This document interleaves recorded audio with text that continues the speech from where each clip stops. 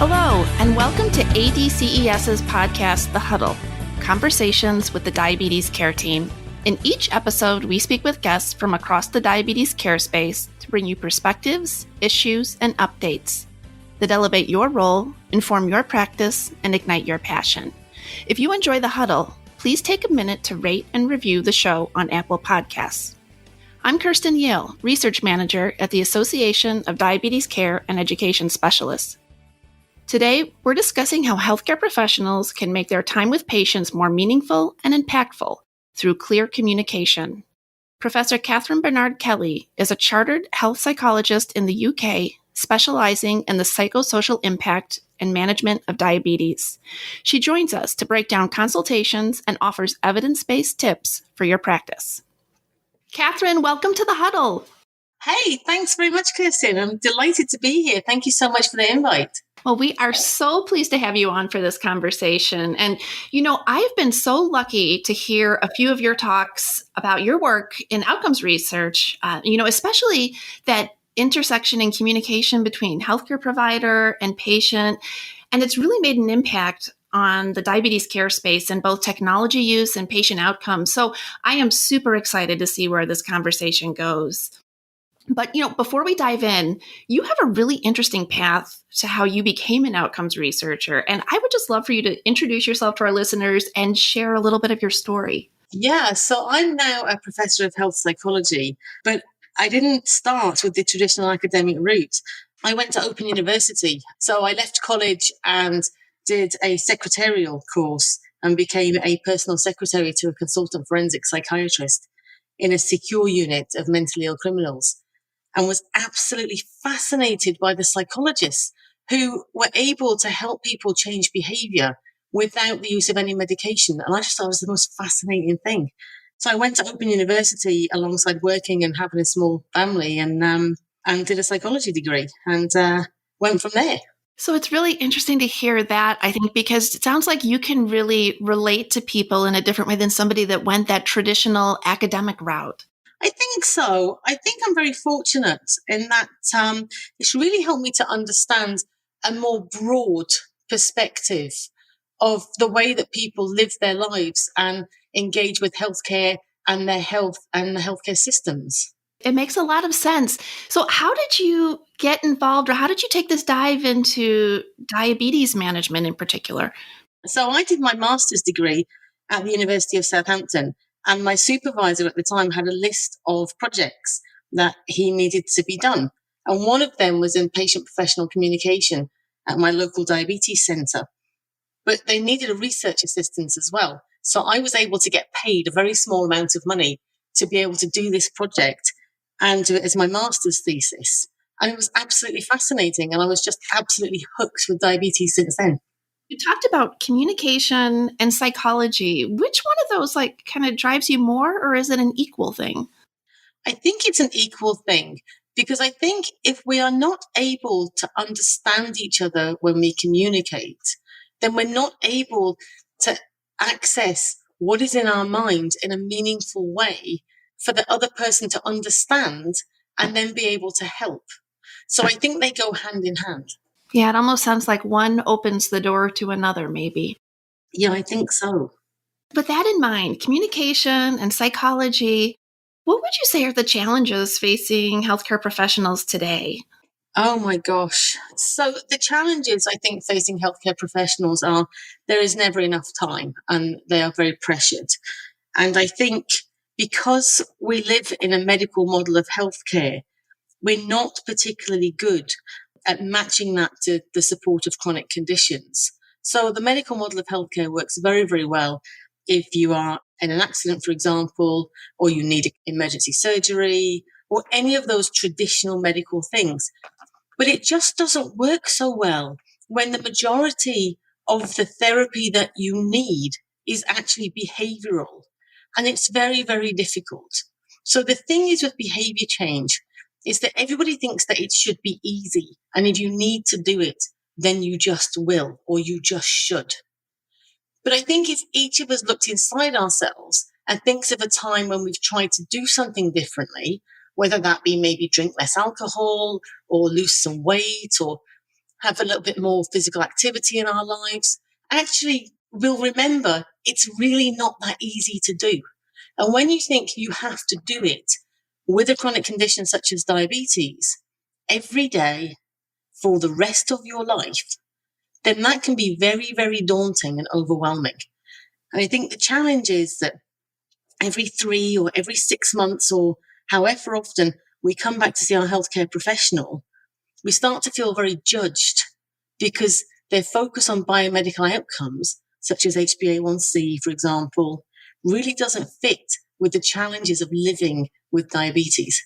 So how do we as healthcare providers bring that together? Because, okay, you mentioned 3 things. You mentioned time, which I've begun to think is much more valuable than currency. And then you mentioned biometrics. And then you mentioned, you're talking through some of the patient outcomes or the patient behavioral outcomes. How do we bring all of this together? So I think if we have more focused consultations, that would primarily address the time issue. I think if we are able to really use the time before the consultation to think about what we want to get from it, from a patient perspective, as well as a healthcare professional perspective, I think that would certainly help with focus. I mean, the challenge for healthcare professionals is that they are judged on outcomes over which they have absolutely no control. So audit data tells us year after year after year about how many people are not able to achieve glycemic targets of HbA1c. So healthcare professionals get judged on that negatively. But how can you make somebody take your advice? You can't. All you can do is provide best practice clinical advice to help your patients understand what actions are required so that they're able to follow them. Now, the challenge with that is, unfortunately, this is where the communication thing comes in, because evidence shows us over the years consistently that in consultations, approximately half of patients' concerns are never discussed. And in half of healthcare consultations, patients and doctors disagree on the central problem presented. So the difficulty is, if there is no agreement in understanding within that time-limited consultation, the chances are it's not going to be very meaningful or useful for either side. Because if we're not listening, then we're never coming to that intersection or that agreement on how to move forward. Is that what I'm hearing? Yeah, if we're not hearing what our patients are trying to say to us in a very difficult environment. And I think that telehealth has helped and made things worse in equal degrees, because when people come to clinic, it's actually a very artificial and uncomfortable environment. They're coming into a hospital or a healthcare setting where immediately it's uncomfortable, and you're seeing a doctor, and the power imbalance in the consultation really is all weighted towards the system, towards the doctor or the nurse or the healthcare professional. Patients feel they have very little power. And the difficulty is that when you're in that position of feeling that you have very little power, it then becomes even more difficult to explain what your barriers and facilitators to effective self-management really are. So then we always kind of revert to being a 5-year-old in front of the headmaster, and we just can't get out of there fast enough. And the challenge is actually that's the opposite of what every healthcare professional in the world wants. They want to provide an environment where they can have an equal and open exchange with every one of their patients to support them in their diabetes self-management. So this whole kind of artificial environment is just so false and so difficult, whereas telemedicine has actually enabled people to have some distance between that environment. So, you're talking to your healthcare professional over the internet or over the phone, and it takes some of the pressure out of it. But like I was saying, the downsides of this are often, you've got your doctor in a nice office with nice furniture and bookcases. And, a lot of people just don't live in that world. many people live in an environment where there's one computer at most, and everybody in the family is fighting for access to that computer to do schoolwork or working from home or whatever. And especially with COVID, where we're all crammed in together and we have to isolate at home, we can't get out so much. It's actually very difficult to have a private conversation about your health away from the rest of your family. So what happens is that people are out in the garden in the rain on the phone trying to talk to their healthcare professional because the house is just so chaotic and crowded and noisy inside, But for many people, the distance, it has enabled a more useful conversation. So, we need to work on the benefits of the telehealth and keep it going and try and minimize the downsides a bit, I think. Yeah, it's been interesting to see through this whole pandemic how there has been, I love the way you're talking about this, the benefits, and there's downsides too of telehealth, but I think it's opening our eyes to some of these communication factors. And you've talked a lot about time and environment. And as I'm listening to you, I feel like those are all pointing towards listening. Those are creating this space, not just for us to communicate, but for us to listen, because that's half of communication, right? Absolutely. I think being able to listen and being able to genuinely listen, to genuinely hear what is being said and the way that it's being said, and for waiting, to not rush to fill a silence, to just wait, because we know ourselves that when we're trying to think of something, it takes us a few seconds sometimes to really be able to kind of articulate and pull together the different aspects of what we're trying to say. And, there's a facetious study that says, doctors in the day used to interrupt their patients 18 seconds after they started to describe the problem. And now it's 11 seconds. Nobody can think in 11 seconds, But the other thing is not so much the listening and the hearing. The hearing is more important than the listening. But it's about trying to hear without judgment. Because, nonverbal communication is as important as the spoken word. And if as a healthcare professional, you're looking shocked or disappointed or horrified or, oh, you shouldn't do that, people see this. Mostly they see this. So it's about hearing in a non-judgmental way and creating that safe space where people can think and then articulate. And then once they've articulated, there's the conversation. That's the really kind of the sweet spot of the conversation, in that they're heard and there's the discussion. I don't think I've ever heard anybody really talk about that in the same 2 minutes, the difference between listening and hearing. But that's a really important factor, I think, for us all to walk away with. I think so. And I think as well, we all come with our own inherent bias. I mean, that's just human nature. But I think being mindful that we have that inherent bias and that actually frames the way that we hear people, that awareness in itself helps us to just step back for half a step and hear. And that's what I mean by the difference between listening and hearing. It's about hearing with an awareness that we're bringing something to this encounter that may or may not be helpful.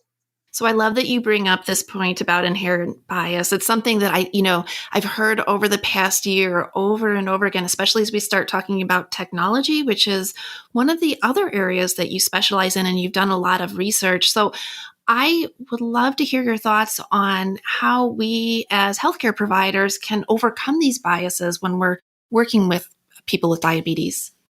So I think it's about acknowledging that it exists and really thinking about, what do I bring to this encounter? What do I bring to this consultation?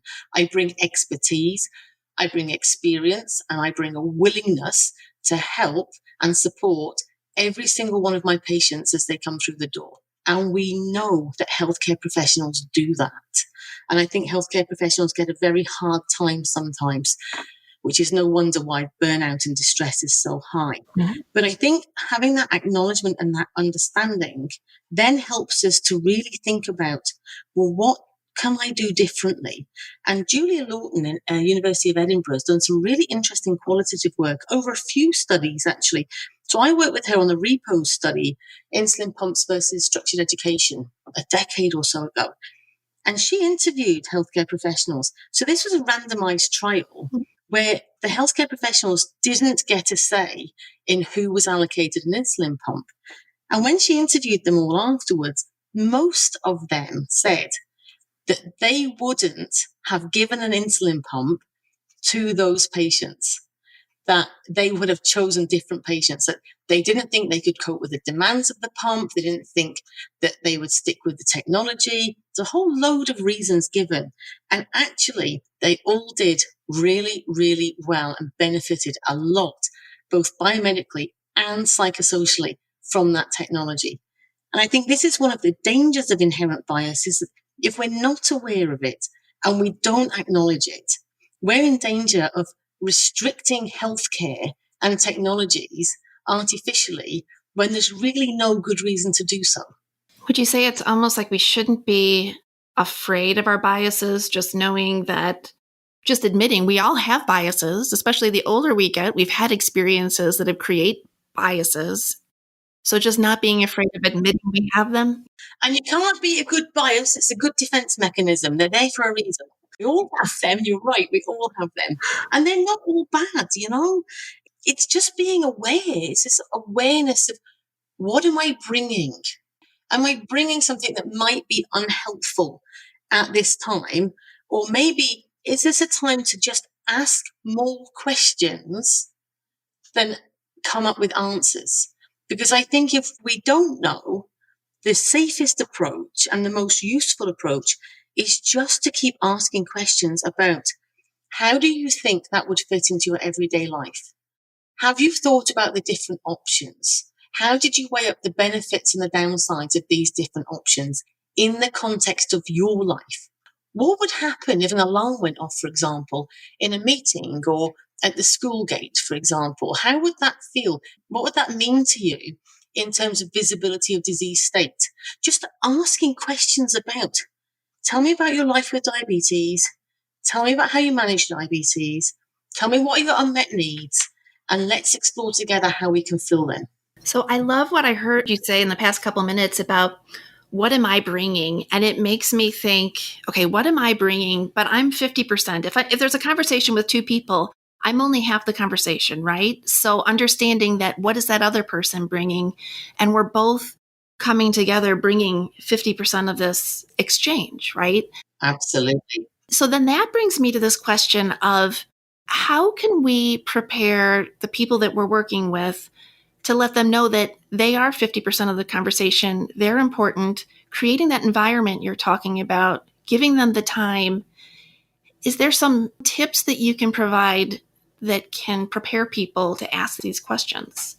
Yeah, absolutely. I mean, you couldn't have said it better. We are half of that conversation, and the other half of the conversation has to be ready as well. It's not just us being prepared, it's about everybody in the room being prepared. And I do feel that patients have a responsibility when they come to clinic to be ready with the questions that they need answering. And whether that be when they turn up and the receptionist gives them a piece of paper just with two questions that says, what I would like to talk about today and things I would like to be different after this consultation. Yeah. And just by thinking about those two things really helps us to understand, what are the challenges people are facing? Is there anything in particular that they want to cover today? Because we must address that if there is. And what are the unmet needs, so we can work together to find solutions for those needs? Because this time we are here to support people with diabetes in their self-management. And the kind of clue is really in the title. It's about self-management. Mm-hmm. So with the best will in the world, healthcare professionals are not able to provide that best practice advice if they don't know the unmet need. And Catherine, sometimes I think we live in this research world where there's all these new technologies, all these interventions. Everybody's coming up with new and fantastic ideas. And sometimes I take a step back and think, if we just work on this one piece that we think is maybe a bit of common sense, but if we take a step back again, we say it's not. We all need to stop and think. And this is not. We need to think about it every day with each interaction we have with each person in an individualized way. And just this simple practice could make changes far beyond what these new technologies and interventions are searching for. I really think so. I mean, I'm sure everyone knows that I have a problem with technology for the sake of technology. I think technology is absolutely fabulous when it meets an unmet need. I think it has to meet an unmet need because there are burdens. These things are not easy to understand. They increase visibility of disease state. They've got a hassles factor that needs to be addressed, and everything's a trade-off between what do they offer you versus how much interference are they going to create in your life, Mm-hmm. But I do feel that if we asked more questions or, maybe different questions about what do you think is going to be the benefit of this? And how important is that benefit? Because when you say, what do you think it will do for you? The stock response is, it'll improve my A1C. That's great. However, what does that mean to you? Right. What would having an improved A1C mean to you, your quality of life, and the way diabetes impacts on your life, your everyday living? That's a tougher question to answer. But I think we need to ask those questions and we need to understand the answers, because otherwise we're not going to achieve the primary goal of reduced A1C. And all the audit data shows us that. Yeah, those tougher questions are the ones that are going to drive change, right? I hope so. I do feel that healthcare professionals get a very hard time. And I think social media can be a brutal place sometimes. It's like what they call it, a keyboard warrior, I don't think I'm yet to meet somebody that wakes up in the morning and thinks, poof, I don't want to live a long, healthy, happy life. I'm not going to bother today. I don't think people feel that. And equally, I don't think healthcare professionals walk into clinic in the morning and go, don't really care today. Let's just get to 5, shall we? Nobody thinks this, So, Catherine, if I could ask, I hate to say it, we're coming to the end of our time, and I would love to do this again because you're always delightful to talk to and always so insightful. If you could look into your crystal ball, like 10 years from now, where do you see diabetes care? Where do you see the changes in diabetes care? Gosh, in 10 years' time, I hope that people will be able to access the healthcare, the therapies, the technologies, or whatever that they need in a way that suits them. And I hope that they're able to access this in a way that is completely irrespective of diversity, health literacy, or socioeconomic status, because we have to stop processing people and we have to provide personalized healthcare for every one of our patients. And that's the answer. Oh, boy, you have my heart there. You hit every piece, every reason that I'm here at this association doing these interviews. So I truly appreciate this. I appreciate the conversation, your time, and I hope we can do it again sometime soon. Kirsten, thank you so much. It's been an absolute delight. I've loved every minute of it. Thank you. You too, Catherine. Enjoy your holidays. We'll talk soon. Take care. Bye-bye. Thank you for listening to this week's episode of The Huddle, Conversations with the Diabetes Care Team. Today we heard from UK-based Professor Catherine Barnard-Kelly, a chartered health psychologist specializing in the psychosocial impact and management of diabetes. Catherine broke down the importance of communication and consultations, and how we can better hear from and engage with clients. It is critical that as healthcare professionals, we not just listen, but ask questions and truly hear what clients are saying without judgment. We must understand the inherent bias we all carry and acknowledge its impact so we can offer comprehensive and whole person care. The more we connect with clients and learn about their life, needs, and challenges, the more we can improve outcomes. And remember, ADCES is here to help you. Membership gives you access to the education, networking, and resources to improve your practice and optimize outcomes for your clients. Find out what ADCES can do for you at diabeteseducator.org healthcare.org/join. The information in this podcast is for informational purposes only and may not be appropriate or applicable for your individual circumstances. This podcast does not provide medical or professional advice and is not a substitute for consultation with a healthcare professional. Please consult your healthcare professional for any medical questions.